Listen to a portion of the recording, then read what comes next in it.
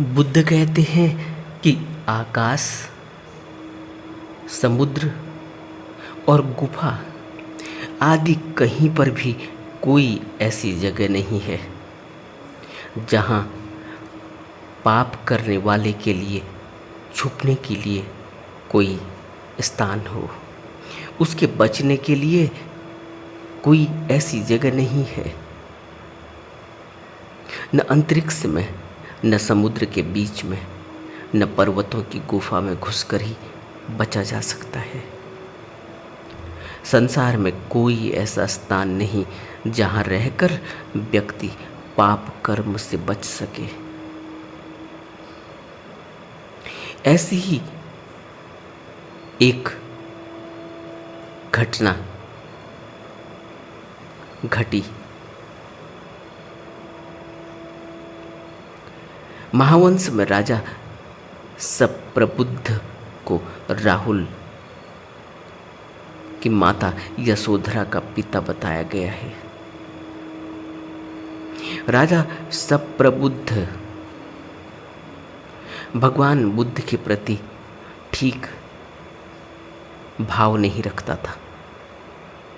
उसके विचार बुद्ध के प्रति बहुत ही अहम से भरे, दुख से भरे हुए थे। जिधर से भगवान भिक्षाटन के लिए निकलते, वह उस मार्ग पर नशे में उन्मत्त होकर उस रास्ते को ही अवरुद्ध कर दिया करता था। एक बार ऐसा ही हुआ। भगवान बुद्ध और उनका भिक्षु संघ बिहार के बाद भिक्षाटन के लिए निकला। तभी राजा सप्रबुद्ध मार्ग पर नशे में उन्मत्त होकर एक अवरोधक के रूप में खड़ा हो गया। उसने सभी रास्ते बंद कर दिए। जब उसने रास्ता देने से मना कर दिया तो भगवान ने रास्ता अवरुद्ध हुआ जान अपने भिक्षु संघ के साथ दूसरी ओर से जाने का निर्णय लिया। उन्होंने उस रास्ते को छोड़ दिया और वो दूसरे रास्ते पर चल पड़े। राजा सप्रबुद्ध ने अपने एक विश्वासपात्र गुप्तचर को बुद्ध के पीछे इस निर्देश के साथ भेजा कि वह यह पता लगाए कि बुद्ध क्या कहते हैं, उनकी इस संबंध में क्या प्रतिक्रिया है।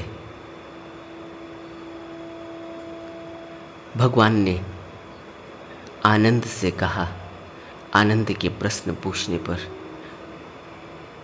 कि आनंद, चूंकि राजा सप्रबुद्ध ने बुद्ध को रास्ता नहीं दिया है, इसलिए आज से 7 दिन बाद वह अपने महल की अटारी की सीढ़ियों से गिरकर धरती में समा जाएगा। राजा के गुप्तचर ने यह बात सुनी और उसने जाकर राजा सप्रबुद्ध को बताई। राजा ने अपना मंतव्य स्पष्ट करते हुए बताया कि वह उन सीढ़ियों के नज़दीक भी नहीं जाएंगे। इसके साथ ही उसने उन सीढ़ियों को ही उखाड़ दिया और अपने आप को परिचरों से घिरा कर रखा। सभी नौकरों को निर्देश दे दिया गया कि अगर वह थोड़ा भी इधर उधर डिगे तो उन्हें पकड़ लिया जाए, संभाल लिया जाए, वो ज़मीन पर गिर ना पाए। यह सभी नौकरों को निर्देश दे दिए गए। सभी नौकरों के द्वारा उनको, परिचरों के द्वारा उनको घेर लिया गया। वो जहाँ भी जाते, महल के अंदर, महल के बाहर, परिचर उनको घेरे रखते। भगवान बुद्ध को राजा सप्रबुद्ध की इस पूरी तैयारी के बारे में, सावधानी के बारे में बताया गया कि राजा सप्रबुद्ध को परिचरों ने चारों तरफ से घेर लिया है और सभी नौकरों को निर्देश दे दिया गया है कि वह सतर्क रहें और अगर कहीं भी कोई ऐसी संभावना होती है कि जहां राजा डिगे, लड़खड़ाए, तो उसे पकड़ लिया जाए, संभाल लिया जाए, वो जमीन पर गिरने न पाए। जब बुद्ध को इस प्रकार की तैयारी का पता चला और भिक्षुओं ने जानना चाहा कि क्या अब राजा सप्रबुद्ध की वह घटना टल गई है जिसके बारे में बुद्ध ने कहा था, तो भगवान ने कहा कि भिक्षुओं, राजा सप्रबुद्ध महल की अटारी में रहता है या आकाश में, समुद्र में या गुफा में। वह कहीं भी रहे, लेकिन मेरे शब्द गलत नहीं हो सकते। सप्रबुद्ध उसी जगह पर धरती में समा जाएगा, उसी जगह पर गिरकर मरेगा जिसका मैंने जिक्र किया है। उसे धरती निगल जाएगी और उसकी मौत होगी। 7वें दिन सुबह के समय शाही घोड़े अनजाने ही भयभीत होने लगे। घोड़ों ने जोर जोर से चिंघाड़ने की आवाजें सुनाई पड़ने लगी। घोड़ों की आवाज सुनते ही राजा सप्रबुद्ध बाहर आ गया और उसने सोचा कि वह उन घोड़ों को काबू कर लेगा। वह सब सावधानियां भूल चुका था। एक घोड़ा जिसको उसने सोचा कि वो काबू कर लेगा, उसने उसको पकड़ा, लेकिन घोड़ा तीव्र गति से भागा और राजा को उसी स्थान पर घसीटते हुए ले गया जिस जगह पर भगवान ने उसकी मृत्यु के बारे में कहा था कि वो धरती में समा जाएगा। भगवान ने धर्म प्रविचय करते हुए बताया कि मृत्यु के कई कारण होते हैं।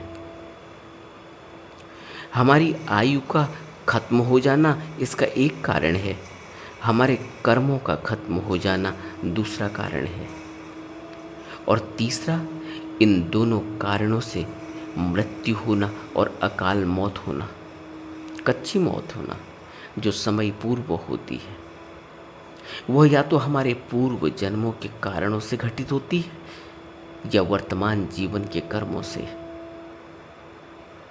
तब भगवान ने कहा कि न आकाश में, न समुद्र में, न पर्वतों के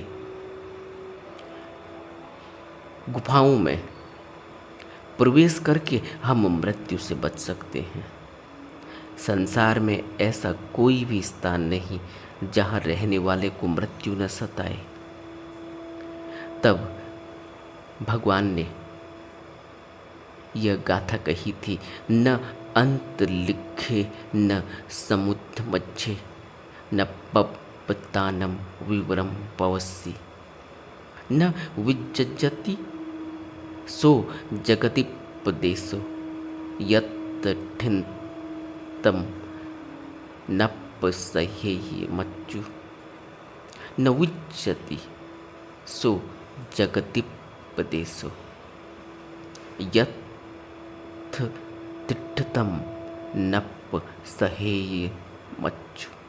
न आकाश में, न अंत लिखे, न समुद्र मच्छे, न समुद्र के मध्य में, न पर्वतों के विवरम न पवतानम विवरम पवस्सी। न पर्वतों के विवर में प्रवेश कर। संसार में कोई स्थान ऐसा नहीं जहाँ रहने वाले को मृत्यु न सताए। हमें इस कहानी से, इस गाथा से, इन बुद्ध के वचनों से सीख लेनी चाहिए और अपने जीवन को निर्वाण पथ की ओर अग्रसर करना चाहिए। नमो बुद्धाय।